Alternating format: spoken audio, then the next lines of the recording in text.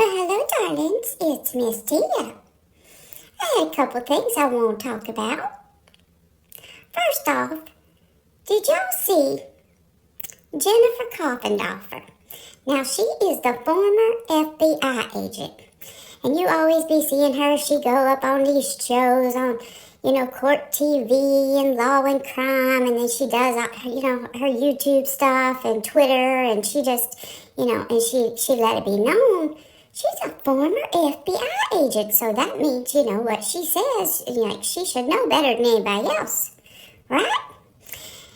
Well, in the Karen Reed trial, see, Miss Coffindaffer, well, she went there for the jury selection, and y'all know what she did.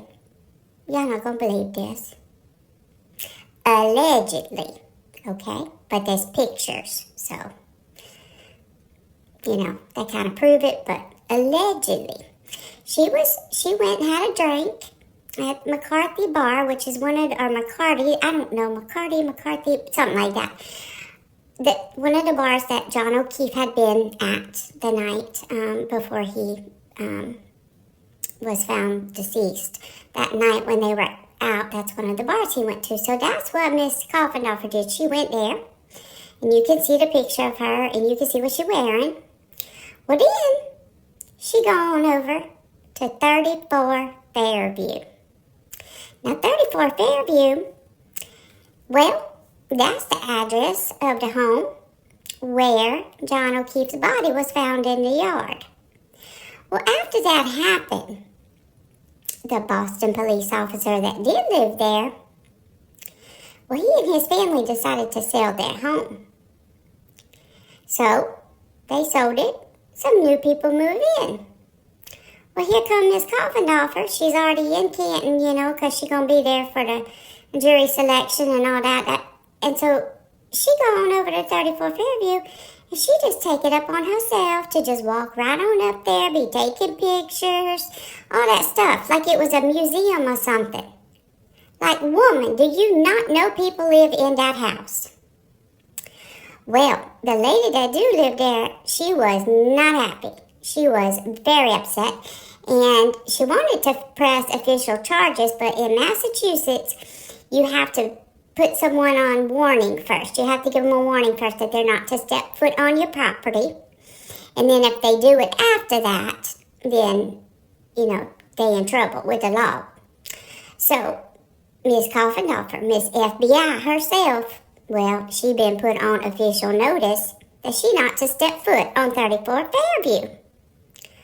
Like, you know she got to be embarrassed. I don't know how she couldn't be. They got pictures of her, like, all up in front of their house and then running off to her car. And she be wearing the same clothes she was wearing at the bar. Like, I don't know if she got, had a couple drinks and, that gave her some, I don't know, feel like she can do anything kind of feeling. I don't know, but yeah, that's what she do. That'd be crazy. So y'all remember that next time Miss former FBI Coffindaffer be telling y'all something. She might preach the law to people, but she don't obey it. Not in this instance, allegedly. All right, now let's move on. I want to talk a little bit about something that's been getting on Miss T's last nerve now. Now, everybody and their grandma seem to be exploiting the Sebastian Rogers case. And that case is getting crazier and crazier by the day. And you got, it's almost divided into sides. Like, you got the side over here that'll be against the mama and the stepdaddy, and then others, supporting the bio dad. And then you got people just be telling crazy stories. It's almost like making up stuff to have something to talk about with this case. So, Crime, Lines, and Lies, Brooks, well, apparently she had an interview with a neighbor that lived close to the Proudfoots. And this neighbor had all kinds of bad stuff to be saying about Mr. Proudfoot and the things he did to Sebastian. And so then after she do the interview, well then, everybody else got to get a hold of the interview and be playing it on their channel and talking about it and all this stuff. Now let me ask you something. How was that neighbor vetted? How we know that was really a neighbor? And how we know that neighbor really saw what they say they saw? I'm just saying. Like, I don't know. If I call somebody, people probably know it'd be Miss Tia. But, like, any of y'all could call into one of these shows, one of these live streams, and you could call in and you could say, I live next door to the Proudfoot, so let me tell you what I saw.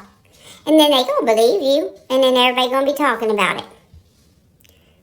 Do y'all see how ridiculous that is? Now, it could very well be true. That could be the neighbor. And the stories could be true. But until you got proof of that, don't put that mess out there. Don't be putting that mess out there. That is messed up. Oh, Lord help. And I tell you what, Nonsense. If you're not subscribed to Nonsense channel, y'all need to get on over there and subscribe. Because she be telling it like it is. I mean, there's no sugarcoating nothing. She gonna tell you. She just gonna tell you what she think. And she's not happy with the way people be exploiting the Sebastian Rogers case either. And she just been calling it out and telling it like it is. Well, there's some people don't be liking that. Sure enough, people not liking it. And one of them people would be allegedly with Brittany J. She don't like Nonsense. And because Nonsense called her out on some of her stuff. And so I started paying attention to Brittany J. And I've been over her channel a few times and, hang out on her side of the street a little bit just to kind of see what be going on. And this is what I noticed. It seemed like Miss Brittany, she's always has people doing stuff to her. Like, she say that she being stalked. Well, first off, ma'am, you own a public platform. Like, this is public. Like, YouTube is kind of like TV. Like, that would be like, somebody play on a TV show, but then if somebody else watch them or something, they say they stalking them. It don't work like that. But the other thing is Lord, I tell you what.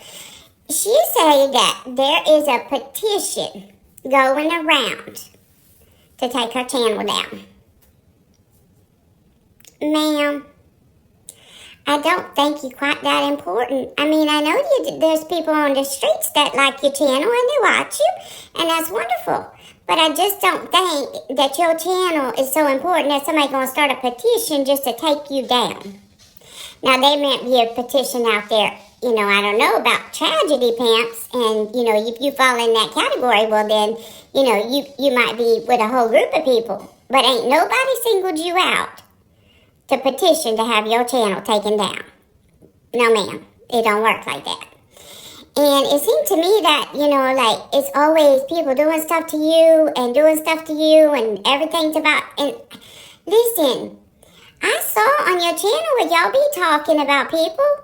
You saying stuff about people, and that'd be okay. But then if people turn around and say stuff about you, that'll not be okay. That's a double standard there. You can't have it both ways, honey. So y'all need to think about that. You think about that whenever you're having your live streams and you're covering content and you're covering cases and you're talking about people and maybe people you have a disagreement with or whatever. But it's not okay for you to be, talking trash and saying negative things about them, but get upset when they do the same to you. Because, see, that's just not how it works on these streets.